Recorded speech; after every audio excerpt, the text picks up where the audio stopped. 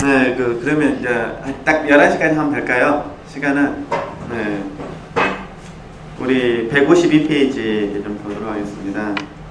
152페이지 9번부터 하면 될 것 같은데요. 그죠? 네, 캄캄한 속을 든든하게 말은, 자, 우리가 풀어 설명하면은 캄캄한 그 어둠의 길을 걸어갈 때 우리가 든든하게 걸어갈 수 있다. 뭐 이런 표현이잖아요. 이걸 이제 이해하려면 다시 이제 반복된 부분이지만 9번부터 보면요. 이 캄캄한 속을 어떻게 든든하게 갖는가 하는 데에는 또 하나 다른 이유가 있다.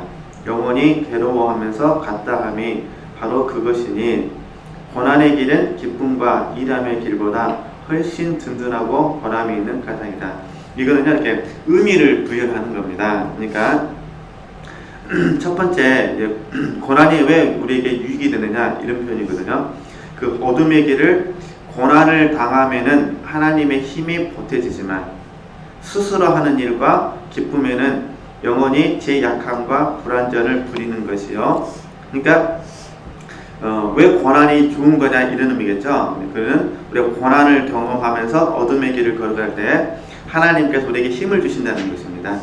그래서 좋은 것이다 이 부분이고요. 두 번째는 고난을 통해서 고난을 당함으로써 덕을 닦고, 그러니까 어둠 밤 속에서 고난을 경험함으로써 덕을 닦고 얻을 수 있으며 영혼은 정화되고 더욱 조심성과 지혜를 익히게 되는 것이다. 이래서 캄캄한 속을 계속 걸어간다 이런 표현입니다. 그래서 여기서 이제 덕을 닦고 그러는데 나중에는 이 덕이 믿음, 소망, 사랑으로 집결이 됩니다. 그러니까 우리가 어둠 가운데 계속 캄캄한 속에서 하나님을 의지하면서 걸어가면서 그 과정을 통과하고 나면 믿음, 소망, 사랑을 더 많이 얻을 수 있다 이런 부분이고요.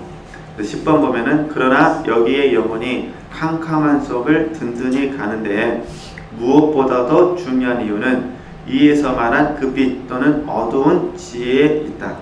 왜냐하면 관상의 이 어두운 밤이 영혼을 말끔히 흡수해버리고 하나님 곁에 내놓아서 이게 중요합니다. 하나님 아닌 일체에서 해방을 시켜 보호하기 때문이다. 영혼이 자기 구원, 즉 다름 아닌 하나님을 얻도록 치료를 받는 때가 지금이다. 하나님께서는 섭생법으로, 섭생법은 뭐냐면요, 우리식으로 말하면 이제 시기요법입니다. 시기요법. 저는 이제 해보지 않아서 잘 모르겠는데, 일단 섭생법으로 모든 것에 대한 욕심을 잃게 하시니 마치 집안에 소중하게 다뤄야 할 환자가 있으면 그를 치료하려고 안쪽으로 깊숙이 들게 하여 바람을 못 쏘이게 햇볕을 못 받게 할 뿐 아니라 집안 사람들의 발자국 소리나 다른 잡음이 안 들리도록 하고 식사는 세심한 주의를 다하여 구미보다도 분량과 영양가를 더 중히 아는 것과 같다. 의미는 이해하시겠죠? 그러니까 영혼에게 하나님을 주시기 위해서는 영혼이 아닌 모든 감각적인 육신의 감각적인 것들을 하나님이 막으셔야 된다는 거예요. 이게 표리사적인 식이요법 하든 금식을 하는 이런 식으로 이런 의미다는 거. 그러니까 결과론적으로 봐서는 좋은 거다 그 말이겠죠. 이 모든 특성, 즉 영혼을 안전하게 보호하는 일을 이 어두운 관상이 하는 것이니 영혼이 하나님께 바싹 가까이 있기 때문이다.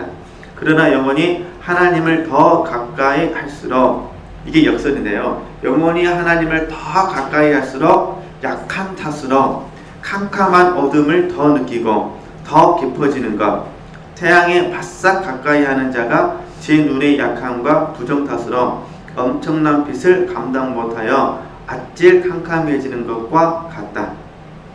그러니까 아주 쉽게 말해서 이런 표현입니다. 우리 지체들께서 존경하는 사람들 앞에 서면 작아 보이십니까? 크게 보이십니까? 작아 보이시죠? 그 말입니다. 근데 확실한 거는 존경하는 사람하고 가까이 있으면 친근감은 있는데, 그잖아요. 친근감은 있는데 왠지 내가 좀 작아 보이잖아요. 그게 똑같다는 거죠. 하나님과 함께 있으면 신뢰가 있으니까 친근감이 있는데 우리가 그 하나님 앞에 작아져서 이렇게 감당할 수 없다 이 부분입니다. 하물며 무한량한 하나님의 명스러운 빛은 성령의 빛입니다. 인간 자연 본성의 이성을 초월하여 가까이 할수록 장님이 되고 어두워지는 것이다. 그러기에 다윗이 그의 시편에서 어둠을 면사포로 두루옵시고 검은 물 자욱한 구름을 덮게 삼으셨나이다라고 한 것은 이를 이름이었고, 하늘의 구름 검은 물은 여기서 말하는 영혼의 어두운 관상과 하나님의 지혜를 가리킨다. 이건 그냥 이미지입니다. 이미지. 마치 우리가 이런 거 있잖아요. 불기둥과 구름기둥이잖아요. 이게 하나님께서 사람에게 직접 보여주시면 죽습니다. 구약시대에는. 하나님께서 이스라엘 백성들을 보호하시기 위해서 구름기둥하고 불기둥을 주신 거잖아요. 우리는 구름기둥과 불기둥을 통해서 하나님을 아는 겁니다. 그러나 그건 어떤 면에서 답답하죠. 왜냐하면 가고 싶을 때 못 가잖아요. 왜냐하면 불기둥이 움직이면 가는 것이고 서면 안 가는 거잖아요. 그러니까 이런 부분에 있어서 우리가 영적으로 마찬가지라는 것입니다. 이는 하나님께서 당신을 영혼에게 매우 가까이 하실 때 마치 막사에 계시듯 당신은 가까우시다는 것을 느끼는 것이다. 그러니까 하나님 우리가 너무 함께 계시다는 걸 알지만 그럼에도 불구하고 그 부분에 대해서는 우리가 점점 아는 것이 부족하다. 이야말로 성 바울로의 말씀대로 하나님의 가득히 높으신 빛과 밝으심이 사람에게는 더욱 캄캄한 어둠인 것. 같은 시편에서 다윗이 잇따라 말하기를 찬란한 빛이 당신 앞에 있어 그 힘으로 숫덩이가 불붙었나이다고 했으니, 인간의 자연 이성의 빛은 이사야가 그 5장 30절에서 말한 대로 구름 속에 어두워진 빛을 따릅니다. 이미지를 이해하셨으면 좋겠고요.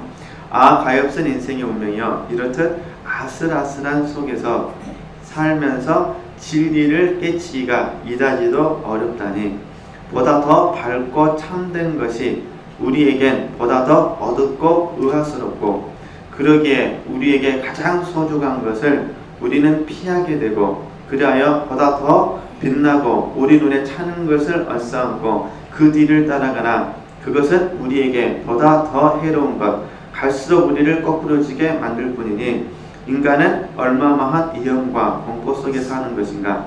인도하라고 타고난 제 눈의 광명 자체마저 하나님께 나아가는 길에 제가 먼저 흐려지고 글러지니, 혹시 나아갈 길을 제대로 알려 한다면 두 눈을 다 감아야, 그리고 원수의 집안 하인들, 즉 감각 및 능력에서 해방이 되려면 캄캄한 속을 든든히 가야 하다니. 이거는요 아주 간단합니다. 좁은 길과 넓은 길을 생각하시면 돼요. 그래서 그리고 우리가 사용하는 말로 바꾸면은, 생각해보세요. 생명으로 산다. 얼마나 들을 때는 좋습니까? 그죠? 근데 딱 문 열고 나가면 생명 생각 나세요, 안 나세요? 안 나요. 그런 개념이에요. 그러니까 그래서 이제 여기서 이제 중요한 표현은, 혹시 나아갈 길을 제대로 알려 한다면 두 눈을 다 감아야 한다. 우리 육신의 영광을 이렇게 통제해야 된다 그 말입니다. 그리고 원수의 집안 하인들, 감각 및 능력에서 해방이 되려면 캄캄한 속을 든든히 가야 하다니. 이게 이제 오치만이가 말하는 자아발견, 자아파세 부분이거든요.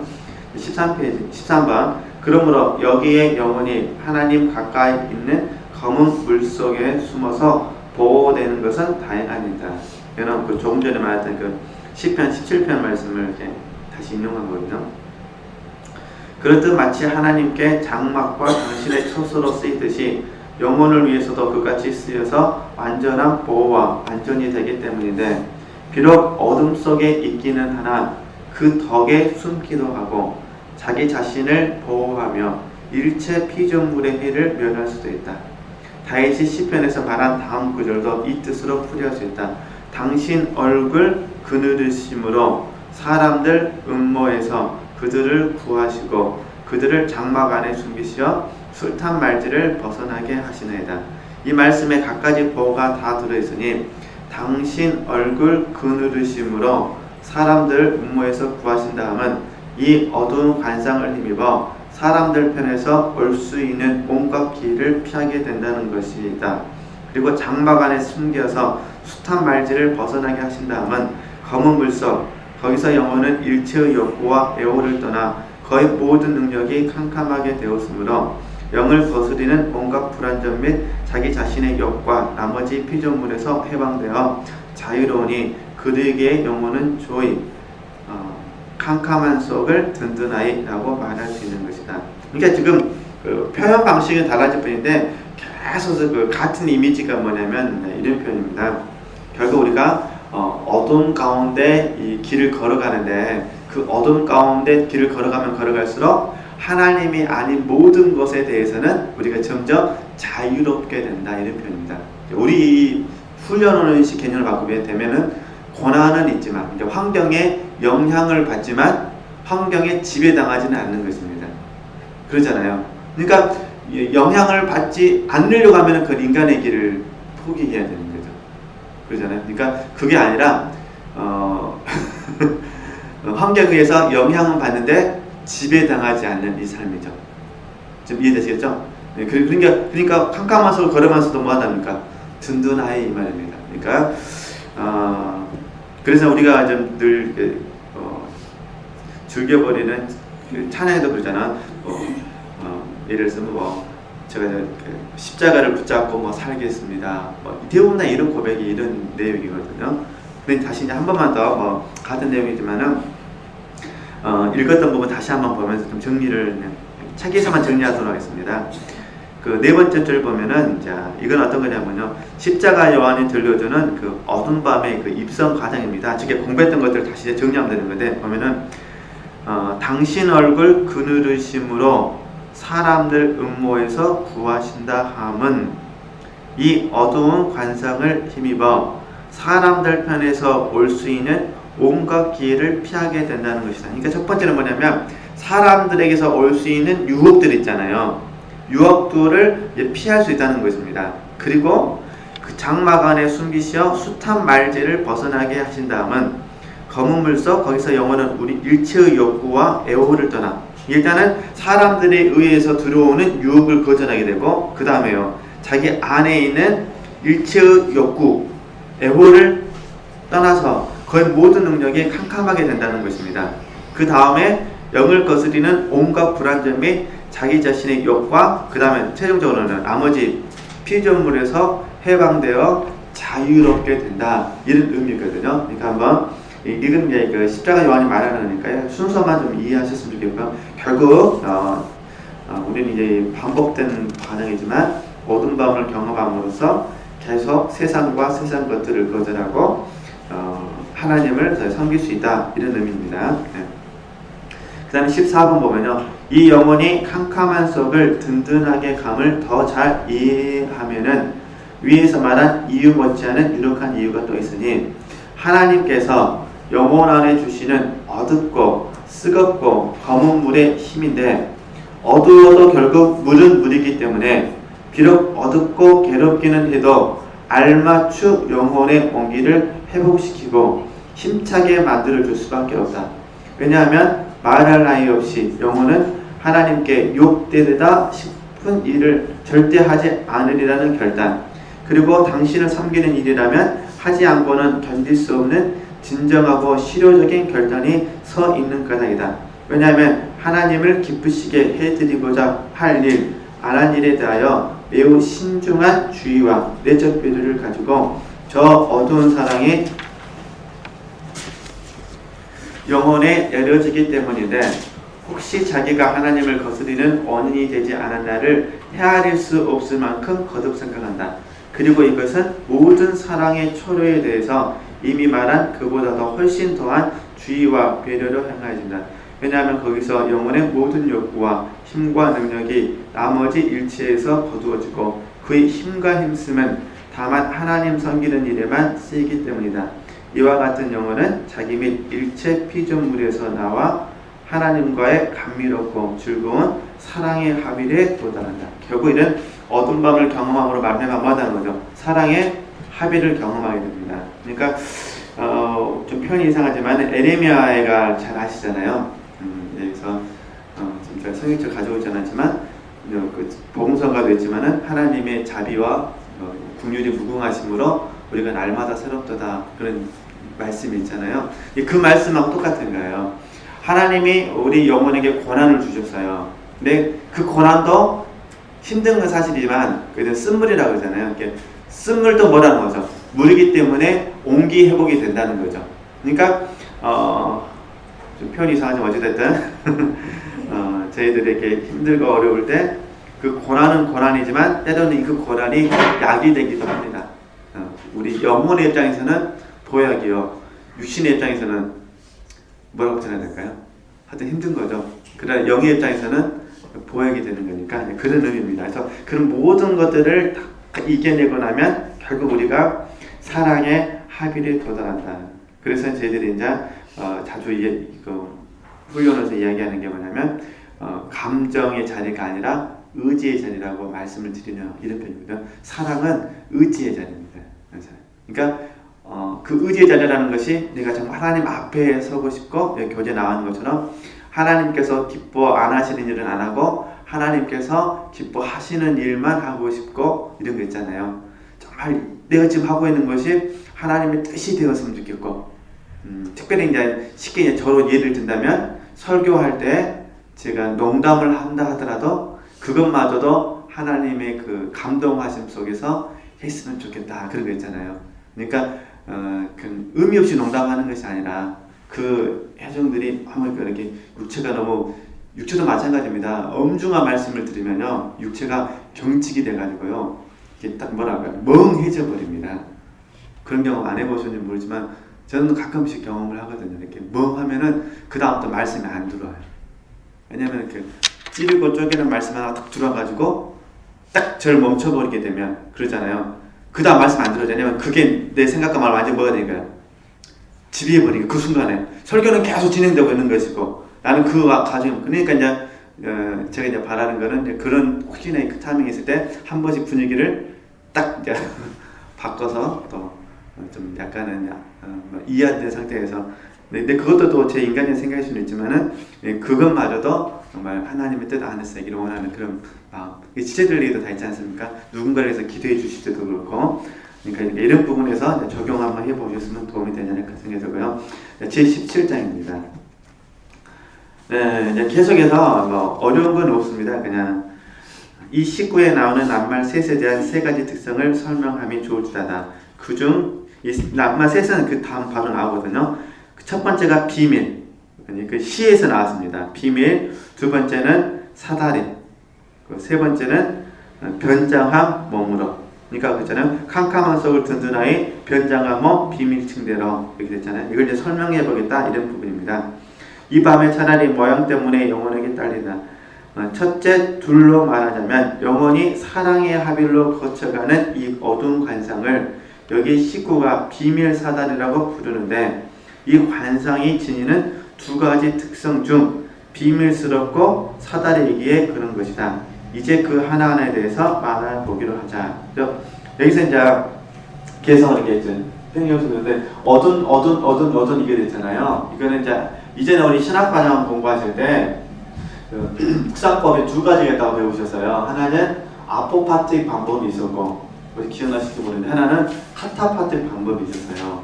그리고 아포파틱 방법과 카타파틱 방법은 디오니시우스에서 나왔다고 공부를 했습니다. 이해하시겠죠? 아니 이제 신학과정 공부하실 때 근데 이제 물론 이제 제가 첫 학기도 수업을 안 했기 때문에 그러지만 저는 그러니까 디오니시우스의 그 신학 전개 방법이 뭐냐면 아포파틱과 카타파틱이 있는데 이미지를 사용하지 아니하고 성령의 조명하심 안에서만 되는 겁니다. 계시에 의해서만. 이게 아포파틱이거든요. 지금 이 이야기예요.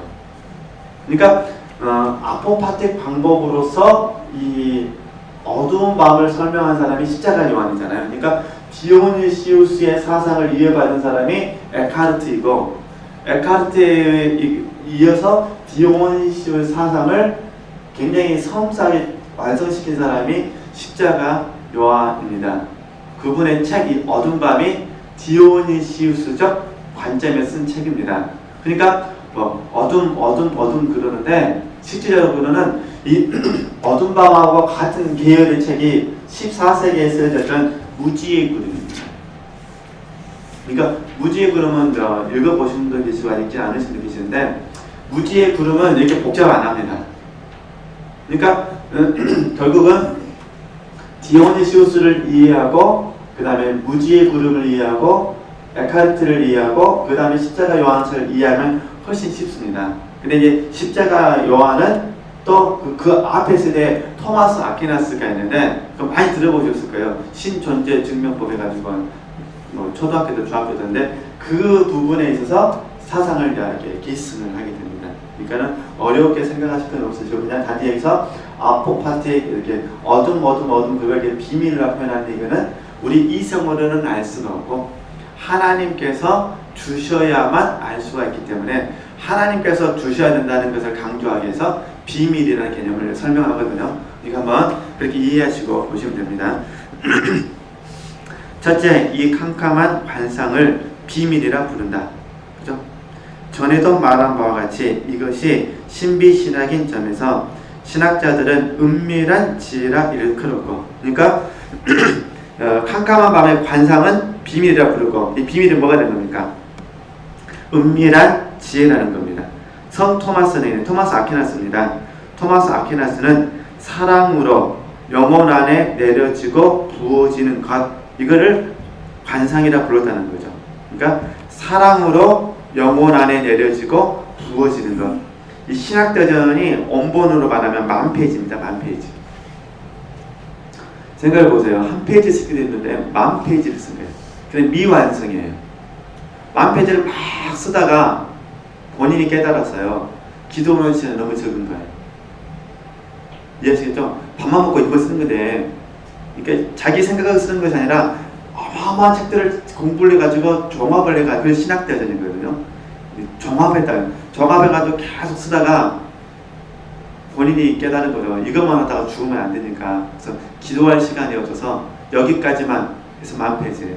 그 나머지는 어떤 사람을 한다면 관상생활로 들어가 버립니다. 그래서 이런 책에 글을 안 쓰고 그냥 성경을 묵상하고 기도하고 이런 삶으로 가거든요. 그 중에서 이렇게 말했다는 겁니다. 그래서 이 신학대전이 10,000페이지인데 이거를 압축시켜서 만든 책이 한 800페이지에서 900페이지 됩니다. 그래서 그 책도 저는 이제 공부하기 위해서 읽었는데 쉽지만은 않습니다. 어쨌든 그래서 그 책 중에 일부에 이런 말이 있다는 거죠. 사랑으로 영혼 안에 내려지고 부어지는 것, 그죠? 이게 지혜다 그 말입니다. 이것은 이성 및 다른 능력들의 작용이 캄캄한 채 비밀리에 지낸다. 쉽게 말해서 이성과 상관없이 하나님의 뜻 가운데 이루어지는 겁니다. 그러니까 이거 계시라고 그러는 거죠. 말하자면 저 능력들이 미치지 못하는 게 이성의 능력으로 이해가 안 된다는 겁니다. 오직 성령께서 지혜를 영혼 안에 부어주시고 차려주시는 것으로서 영혼은 알지도 못하고 어찌 되면지 깨닫지 못하기에 비밀이라 이른다. 사실 못 알아듣는 것은 영혼만이 아니다. 그 누구도 악마도 알지 못하는 것이니 영혼을 가르치시는 스승님이 성령 하나님이십니다. 실제적으로 계시는 곳이 영혼 안이기 때문에 거기까지는 악마도 자연 감각도 이성도 미치지 못하는 것이다. 좀 이해되시겠죠? 이게 이제 그림 보고 죄송한데 영혼 우리가 아는 것처럼 영혼 육체잖아요. 그러니까 영혼은 육체가 영혼에게 영향을 줄 수가 없는 겁니다. 영혼은 어디 누구만 하시는 거죠? 성령 하나님만이. 그러니까 이 영혼의 자리는 마귀가 들을 수가 없는 거죠. 그러니까 마귀는 어디서 들으냐면 육체의 자리에서 들죠. 생각과 마음과 의지. 그래서 사단에게 속임을 받았다 하더라도 사단 탓이라고 말할 수가 없는 거예요. 어떤 모든 잘못에 있어서는 사람이 그 책임을 지게 되는 거거든요. 그래서 이제 우리가 이제 지금 현재 우리는 이렇게 어둠 밤을 공부하고 있는데 결국 뭐냐면 이제 이런 표현입니다. 이 육체의 편에 대해서 내 마음속에 돈을 사랑하는 마음을 벗어버리면 이해되시겠죠? 돈을 사랑하는 마음을 벗어버리면 돈 때문에 영향은 받지만 돈에 의해서 행복하다 불행하다고 말하지는 않게 됩니다. 좀 표현이 이상하지만 그러잖아요. 자녀에 대한 모든 기대를 버려버리면 예를 들어서 자녀에게 대한 기대 모두 버려버리면 잘 돼도 고맙고 안 돼도 죄송합니다. 이렇게 표현했다. 어떻게 설명을 못하겠네. 사역도 마찬가지예요. 사역을 잘하고 싶은 마음을 버려버리잖아요. 그러면 잘 되면 고맙고 안 돼도 그냥 오늘 하루 충성했다는 것으로 만족하게 되는 거죠. 모든 부분이 다 그렇게 되거든요. 그러다가 나중에 이걸 이제 벗어나게 되면 하나님께서 소명을 주셔요. 그걸 이제 부르심이라고 그러거든요. 그 부르심을 주시면 그 부르심에 맞춰서 충성하는 거예요. 그러니까 부르심을 따라 자녀를 양육하는 거하고 내가 엄마나 아빠로서의 부성을 가지고 자녀를 양육하는 거는 좀 차이가 있습니다. 이게 저도 지금 그걸 배우고 있고 우리 이제 지체들께서도 그걸 배우고 계시잖아요. 사역도 마찬가지예요. 인간적인 생각들이 많이 들어오는데 저도 그런 부분들을 이제 거절해내고 하나님이 제 영에 주시는 영적인 부담감을 따라서 이렇게 사역하는 이런 부분들 이해하시겠죠? 그러니까 이런 부분들에 있어서 저도 배워야 될 겁니다. 지금 이런 걸 이야기하는 겁니다. 그래서 이거를 비밀이라 불러보자 이런 의미거든요. 예. 비밀이라 일컫는 이유는 이뿐 아니라 영혼 안에 일으키는 결과 때문이기도 하다. 사실 이 사랑의 지혜가 영혼을 정화의 어둠과 군박, 압박입니다.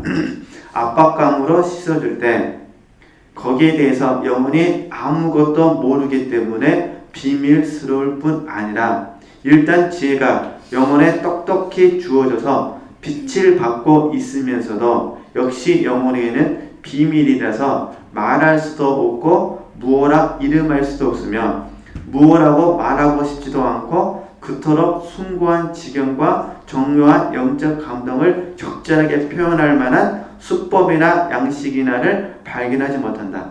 그러므로 길을 쓰고 표현을 하려고 하고 아무리 많은 용어를 구사한다 하더라도 지혜는 언제나 비밀스러울 뿐 말로 다하지 못할 것이니 이 마음의 지혜가 매우 흩지고 공번되고 영스러워서 어떠한 감각의 영상을 입고 이성 안에 들어오지 않는 까닭이니 감각과 상상력은 영혼이 비록 희한한 이 지혜를 깨닫고 맛볼지라도 이에 대한 이치를 알 수가 없고 따라서 상상조차도 할 수 없다. 이게 무슨 말이냐면요.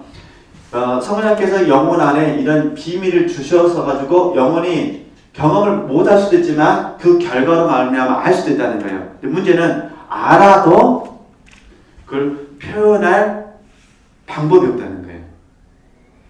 좀 이해되시겠죠? 그래서 이제 오치만직 하는 얘기가 뭐냐면은 이걸 알 수 있도록 도와주는 게 뭐냐? 마음이라고 말합니다. 그래서 영혼과 육신의 마음은 그러니까 영혼과 육체를 연결시켜 주는 게 오치만이는 마음이라고 부릅니다. 그래서 해석은 어디서 이루어지냐? 마음에서 이루어진다는 거죠. 왜냐하면 아무리 성령께서 영혼 안에 신비한 세계를 전부 가르쳐 주셔도 영혼이 우리가 육체가 이해할 수 있는 언어로 해석해 주지 않으면 모르는 거예요. 그러니까 마음이 중요하다.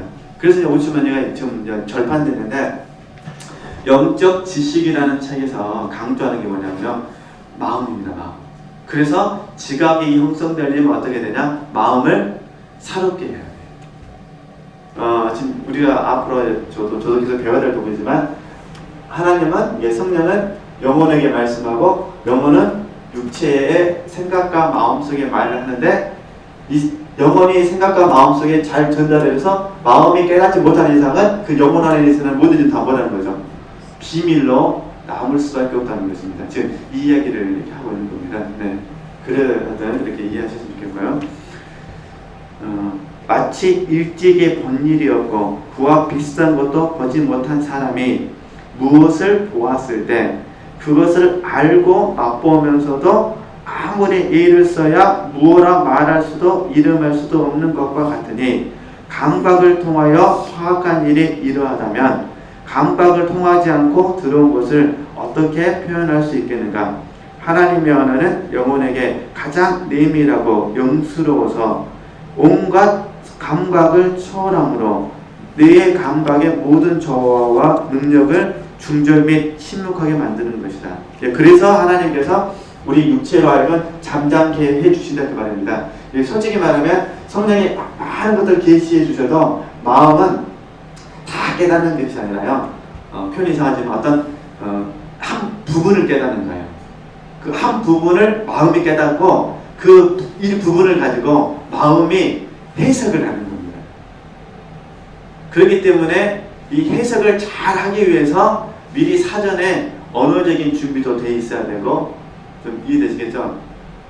삶의 좋은 경험도 있어야 되고요. 그러니까 그래서 교육이 중요하게 되는 거죠. 왜냐면 하나님께서 어떤 뭔가를 딱 가르쳐 주셔도 내 자아상이 삐뚤어져 있으면 전부 다 어떻게 보는 겁니까?